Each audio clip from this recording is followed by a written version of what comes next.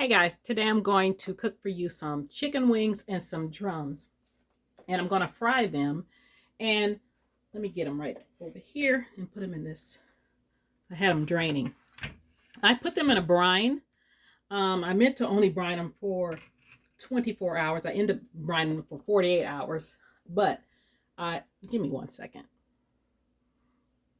Okay, so yeah, I only meant to brine them for 24 hours and I ended up having to do something yesterday. So anyway, I put them in about a quarter cup. I had a quarter cup of salt and a quarter cup of regular sugar.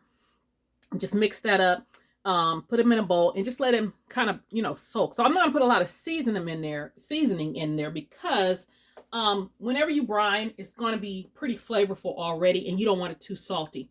So over here, and I'm not gonna dip it in any buttermilk or anything. That brine is enough. This right here is some self-rising flour. It's a couple cups. And then what I have here, you can see, is some cornstarch. So I'm going to add this to my self-rising flour. Okay, and that's going to make it really flaky and crunchy. And I usually use a seasoned flour. I'm not going to use a seasoned flour because it would make the since I already brined it, it would make it too salty. But I am going to put some black pepper in here, and this right here is some smoked paprika, and I'm going to add that in there. Now, this right here is some pajama mama spice. I'm gonna put a little bit on the chicken and mix that up. But not a lot because, like I said, it's already been sitting in there. So let me grab a glove. And then over here in my fryer, I got some peanut oil in there. You can use peanut oil, vegetable oil, canola oil, whatever you like, whatever is your preference. So I'm just putting a glove on so I can just put just a small bit of seasoning. And that's all. And like I said, you're going to use any seasoning salt, your all-purpose seasoning. And I'm just going to kind of mix that up a little bit. And then I'm going to put this chicken in this flour. Now, if you don't have 24 hours to wait, you can just brine it for like a couple hours and it won't be as flavorful, but it'll still be good. And then I'm going to add some chicken in here. Okay, and I'm going to lower this basket. Let me get this camera over there. Okay, I brought the camera a little bit closer so you guys can see. So I'm going to lower this. You don't have to lower it. I like to lower it so that my chicken does not stick. I'm just going to add this to this. And if you don't have one of these little pots, this is well used, okay? You can use just a pot, a skillet, a cast iron skillet is great. Don't overcrowd it.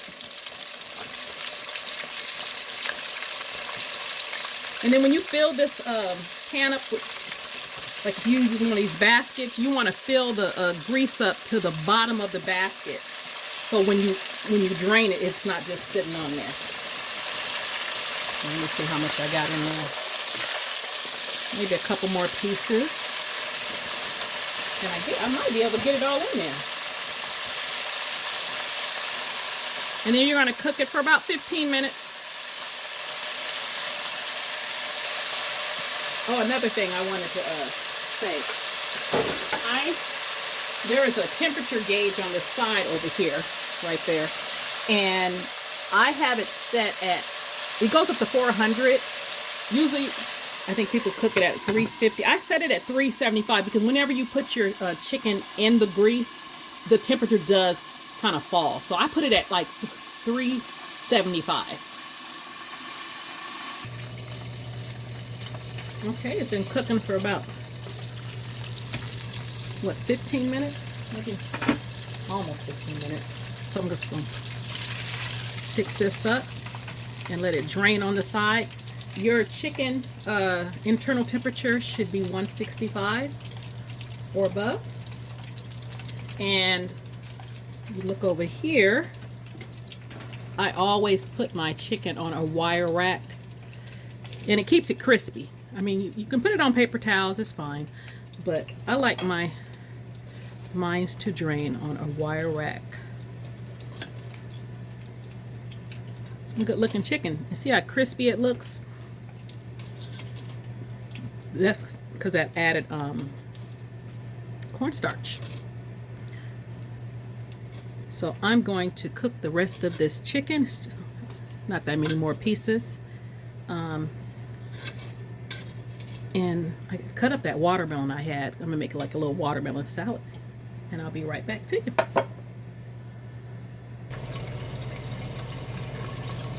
Okay guys, this is the last few pieces.